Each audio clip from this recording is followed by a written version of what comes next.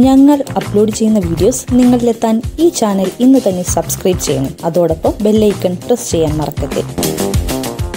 മാലിന്യങ്ങൾ അലക്ഷ്യമായി വലിച്ചെറിയാതിരിക്കൂ, അങ്ങനെ പ്രകൃതിയെ സംരക്ഷിക്കൂ എന്ന സന്ദേശവുമായി Media Max natural photography club Jalasamadhi എന്ന ഫോട്ടോ പ്രദർശനം തിരുവനന്തപുരം മോഡൽ സ്കൂളിൽ നടത്തുകയുണ്ടായി.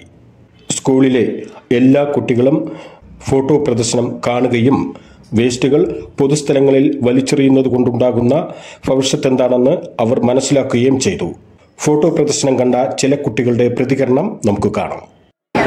ഇതൊക്കെ തെറ്റാണ്. കാരണം നമ്മുടെ പരിസരം നമ്മൾ തന്നെ വൃത്തിയാക്കണം. ഫുള്ളും വേസ്റ്റാണ്. നമ്മളെ പരിസരം നമ്മൾ തന്നെ വൃത്തിയാക്കണം. ഫുള്ളും എല്ലാം ചെയ്യണം.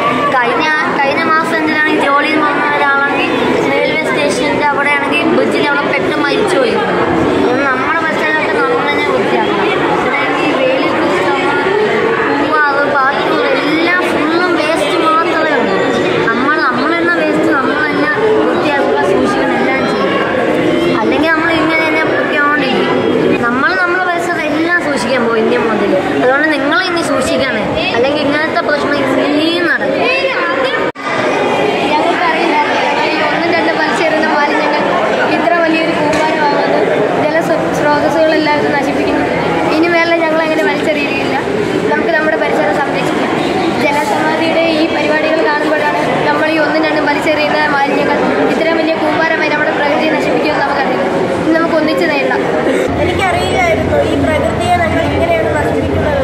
ഒരാൾ ചെയ്യുന്നത് നോക്കി മറ്റൊരാൾ ചെയ്യുകയും അയാൾ ചെയ്യുന്നതിലൂടെ മറ്റു പലരും ചെയ്യുകയും അങ്ങനെ ലോകത്തുള്ള മുഴുവൻ ആൾക്കാർ ചെയ്യുകയും ചെയ്യും. അതിലൂടെ ഈ നമ്മുടെ പ്രകൃതിയെ വളരെയധികം നാശനഷ്ടങ്ങൾ സംഭവിക്കുന്നു. അതെല്ലാം ഈ ചിത്രങ്ങൾ ജലസമാധിയുടെ ഈ ചിത്രങ്ങൾ കണ്ടതിലൂടെയാണ് നമുക്ക് ബോധ്യപ്പെടുന്നത്. ഇത് നമുക്ക് ഒന്നിച്ച് കൈപിടിച്ച് നേരിടണം. അതിനായി നമ്മൾ ഒന്നിച്ച്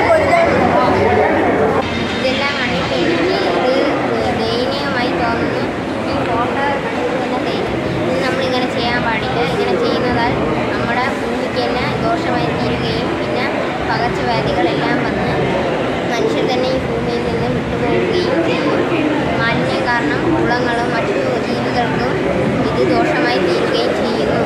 പിന്നെ വായുവിൽ പുകകൾ, പ്ലാസ്റ്റിക് കത്തിക്കുന്നതും പ്ലാസ്റ്റിക് വലിച്ചെറിയുന്നതുമായി നമ്മുടെ കുളങ്ങളും പിന്നെ നമ്മുടെ ചുറ്റുപാടും പ്ലാസ്റ്റിക് വലിച്ചെറിയുകയും ചെയ്യുന്നതാൽ നമ്മുടെ ചുറ്റുപാടും ദോഷമായി തീരുകയും ചെയ്യുന്നു.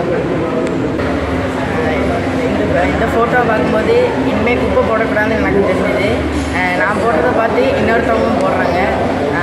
அது மட்டும் இல்லாமல் இந்த மாதிரி குப்பை இருக்கிறதுனால இந்த பறவைகளுக்கு மிருகங்களுக்கெல்லாம் பிரச்சனையாகும். அது தெரியாமல் சாப்பிட்டு அது இறந்து போயிடுது. அந்த மாதிரி நிறைய பிரச்சனை ஏற்படுது. இதெல்லாம் எங்கள் வீட்டு பக்கத்தில் இருக்கிற இடம் தான். இதை ஒன்று எல்லாருமே சேர்ந்து க்ளீன் பண்ணணும். இந்த ஃபோட்டோ பார்த்தா அப்புறமா எங்களுக்கு வீட்டில் இவ்வளோ குப்பை இருக்குன்னு தெரியுது. இனிமேல் யாருமே இந்த குப்பையை இனிமேல் போடக்கூடாது.